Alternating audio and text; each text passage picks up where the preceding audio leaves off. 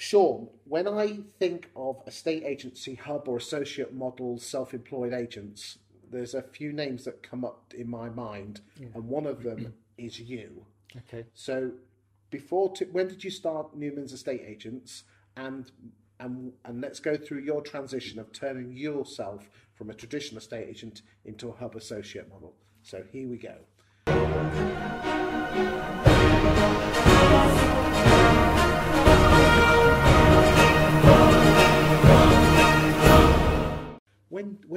When did you first become an estate agent?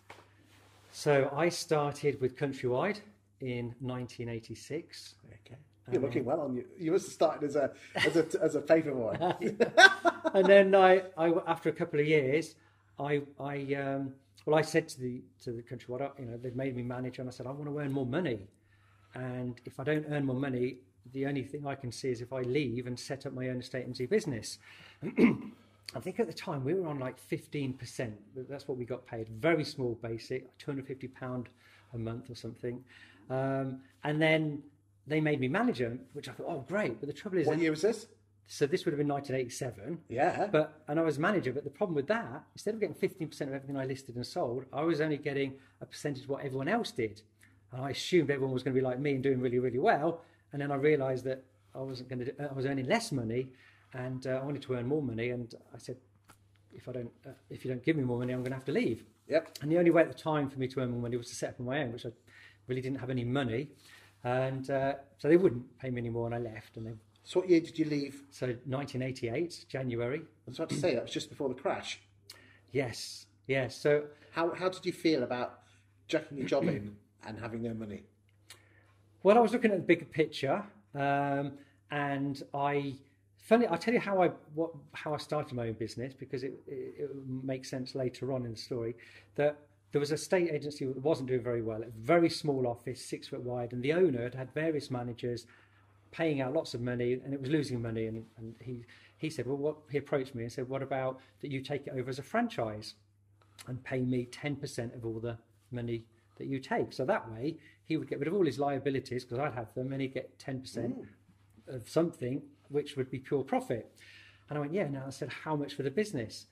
And it was literally not 2 desks and an old typewriter. It wasn't much, and it was not making any money, and it wasn't a great brand. So he said £6,000. I said, well, that's okay, but I haven't got £6,000. And he said, well, okay, well, look, I'll give you, you can have it, but just pay me £500 a month for 12 months.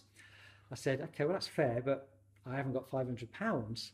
And I literally didn't have £500. And he said, well, look, I'm not going to charge you anything for the first 4 months. Then you can pay me £500 a month thereafter.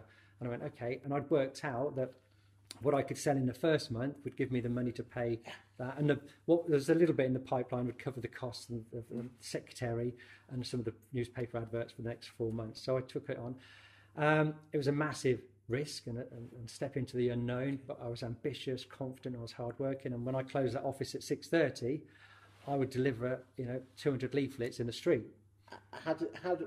What fears did you have? Any fears? I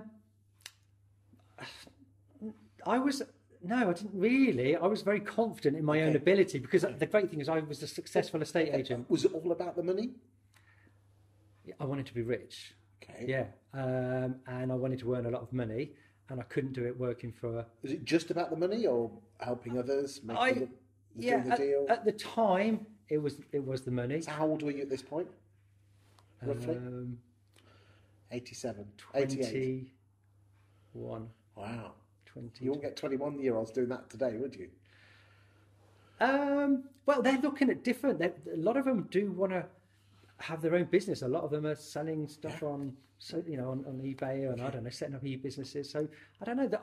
It's entrepreneurs, people who want to be entrepreneurs and run their own business and be in control of their own destiny and earn more money. That was one of the reasons. And the reason, I don't want to sound like I'm just interested in money, but I don't want to give a sob story, but I was very poor. We had nothing. My clothes came from a jumble sale. I'd go to school and everyone would have new uniforms. My trousers were really short. You could see my socks, and the jacket was too big. So I only went. All I wanted was to have some. And what I thought was, it's funny how you change your views. But the guy next door, the kid next door, should I say, he lived in a semi, it was a council house, but he had like, I don't know, fizzy drinks makers and a Soda Stream. Soda Stream, that's it. They were like dreams for me to have things like that. We didn't anyway. So that was your why. That was my why. But ultimately, I was a good estate agent, and I knew I could do a good job helping people sell houses. And so I set that business up. The owner of that business did well out of it because he was not having to do anything. He was getting 10%, and as my turnover grew and grew and grew, his income, and he had other offices that were doing badly, and I was helping them. Cut a long story short, after a couple of years of this isn't working, I didn't feel it was fair, so I paid him a good amount of money to buy out of the business and change the name to Newmans. What year was that then? 1991. 1991. Yeah. Wasn't a particularly good market at that time. It was very difficult, very difficult. And this was in the Midlands, was it? Yeah, in Rugby, yeah. Okay. So what happened then? You just became a normal estate agent with a number of offices and bumbled along? So I recruited, friends from the country where I was. I recruited a mortgage advisor from where we were, and we sort of made a partnership, and we had good people. We had a good work ethic. We worked hard. Okay. We were working 7 days a week. We were working till 8 o'clock in the morning, 8 o'clock at night. We'd be going out on Saturday night, coming back Sunday morning and being in for work. So it was hard work. Enjoying it?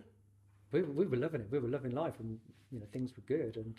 And although it was a recession sort of time, where other agents were cutting back and not doing very well, we just worked harder, and we were honest with people with pricing. We worked hard with the marketing. I was at a estate agency in the 1990s, and the transactions were hard, but you got the deal done, and there was a certain amount of satisfaction. Yeah, people came to us because we knew they'd get results, and they knew they'd pay more. So you were 25, 26. You were in the mid 90s, just bumbling along quite nicely. Yeah. So you got through to the late 1990s. Were you just continuing to grow? How were you feeling at this time? So we opened 3 offices. We opened another one we were in Rugby. We opened another one in Coventry, and another one in Leamington Spa.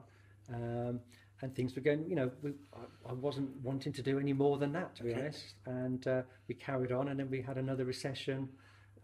In 08? In 08, and that's when we made some changes to our business model. What happened in 08 that made you take a step back and go, we need to make this change? So our income halved, literally, and we looked at every single cost. So we had water coolers, they had to go. We had cleaners, they had to go. We literally went back to the bone to save money, and it was great exercise because then you realise how much money was being wasted on stuff that wasn't being used. It was very difficult because we had to make people redundant. There was tears, literally. It was heartbreaking. It just makes me, open my phone just thinking about those hard times. But one of the biggest costs for any estate agency business is your salaries, and we were paying people really good salaries because we were going well, and we wanted to share that out with people. Yes. Very generous, and probably too generous. And we realised that when there's a downturn, we don't want to be still paying out these high salaries. Cars, we had fleets of cars, and Bupa and pensions, and so we changed the model. And at the time, we gave all our agents an option. We said, well, look, you can continue as you currently are, and that's what you'd get paid. I can't remember exactly what the salary was, or you can be self-employed running your own business, and we would pay you. And I can't remember what the percentage was, but it might have been 30 or 40%. This was just valuers, branch managers, negs? Everyone, except for the admin, they were paid the salaries. But anyone who was listing or selling houses, and they could work it out themselves quite easily. This is, so they worked out what they did last year and what they earned. On the new model, what would they earn? They all would earn more money. So you might think, well, hang on, you're paying them more money. The benefit to us that we were paying less costs, such as redundancies, sick pay, holiday pay, there's less liability, national insurance contributions. There was, and they would be responsible for some of their own costs. So they buy their own laptops, their own computers. So we saved on those sorts of things. It was mutually beneficial. They would also pay a lot less tax as well because they can offset a lot of their costs. What proportion of your negs and valuers and managers went across?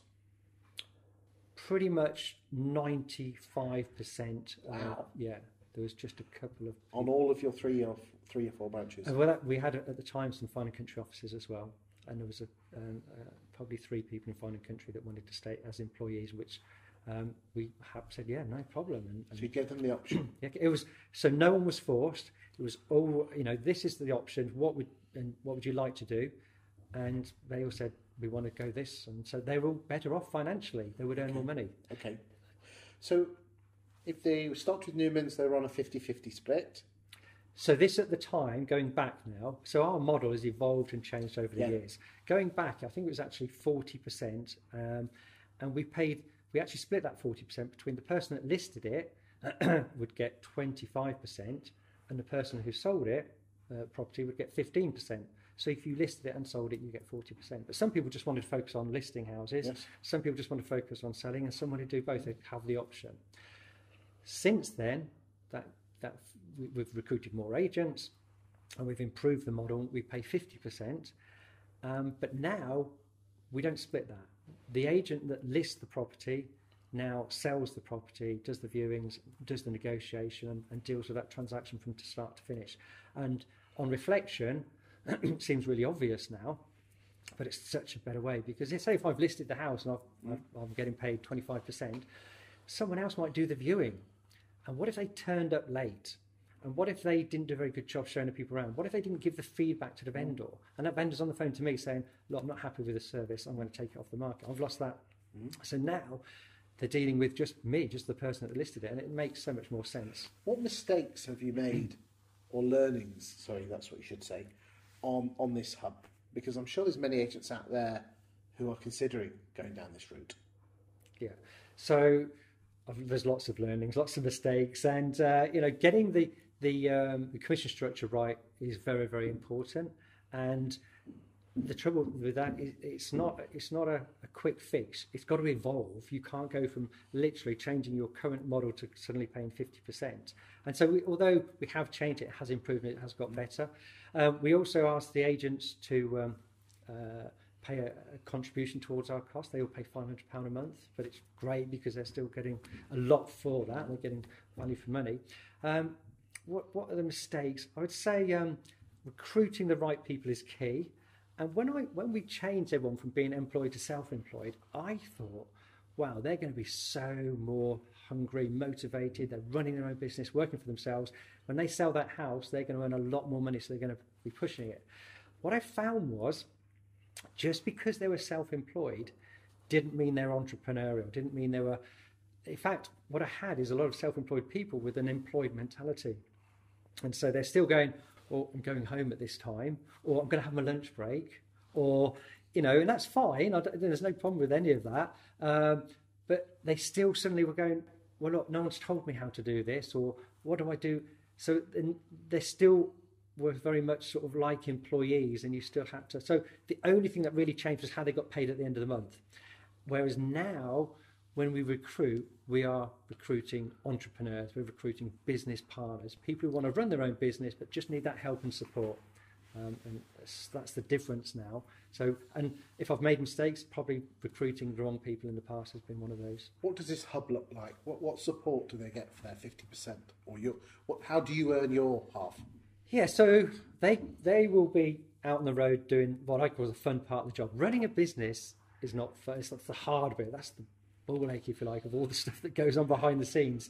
And we want the agents, as they do, to go out and do the fun part and the bit that makes the money. So we take care of everything else. So we're the ones having to deal with Rightmoves, deal with the marketing, coming up with the marketing. So you're paying for Rightmove? Yeah. The offices, yeah, marketing, print design, print and distribution, coming up with the marketing campaigns, helping with social media, training, support, administration.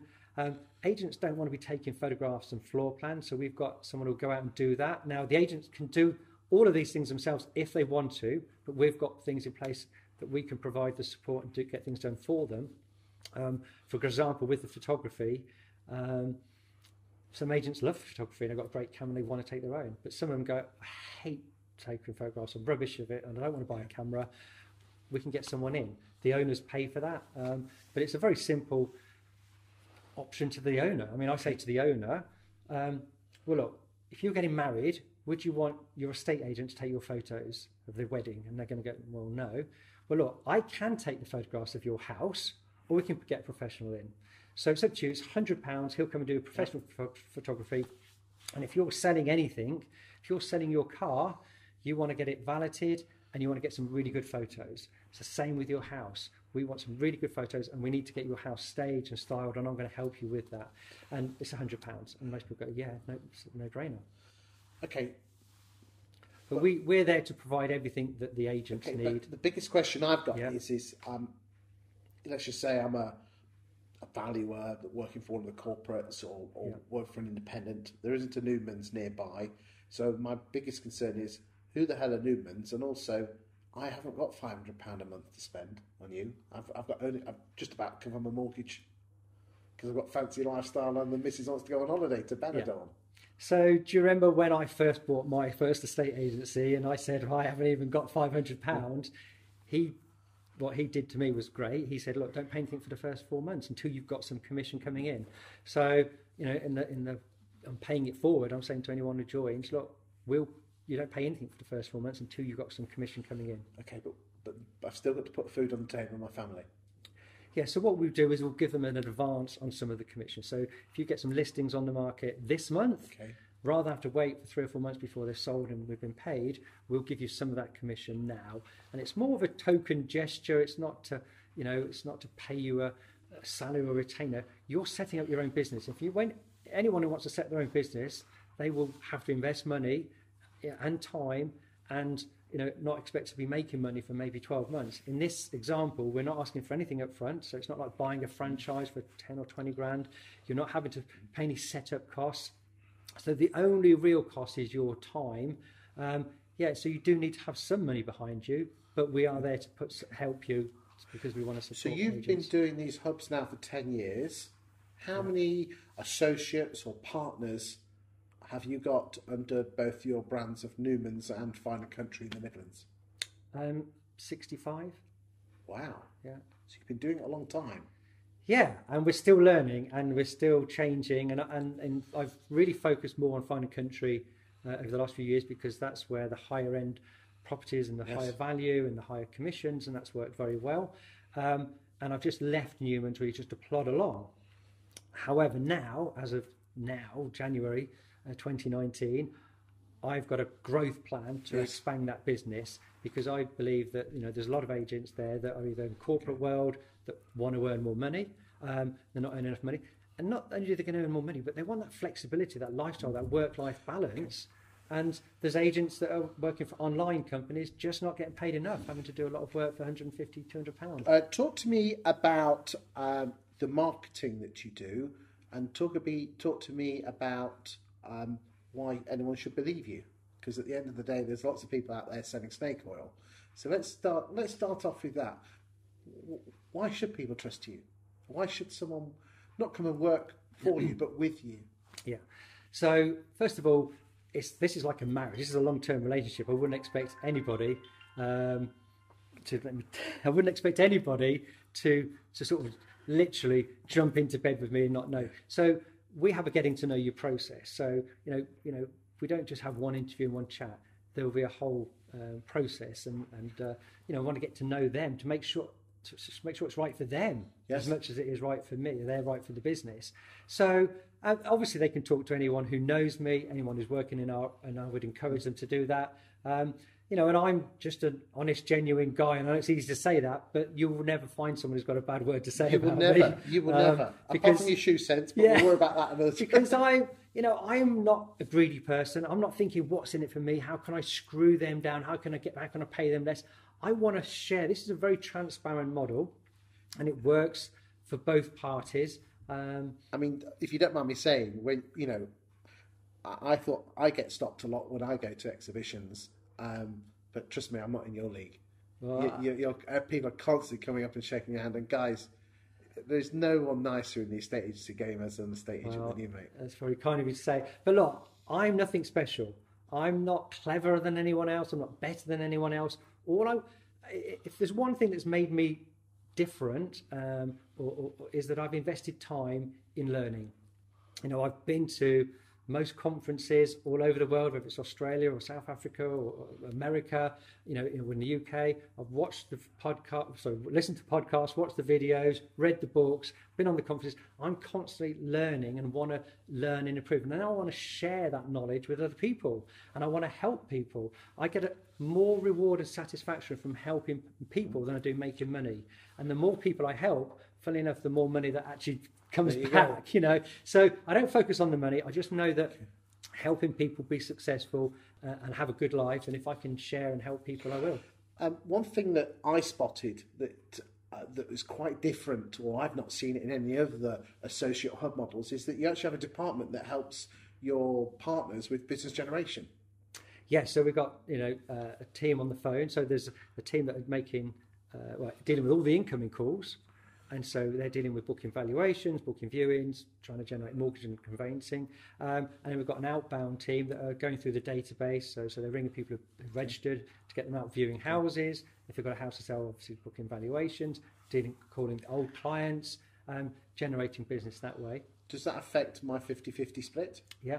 So if the lead is generated from our hub, they take 5%.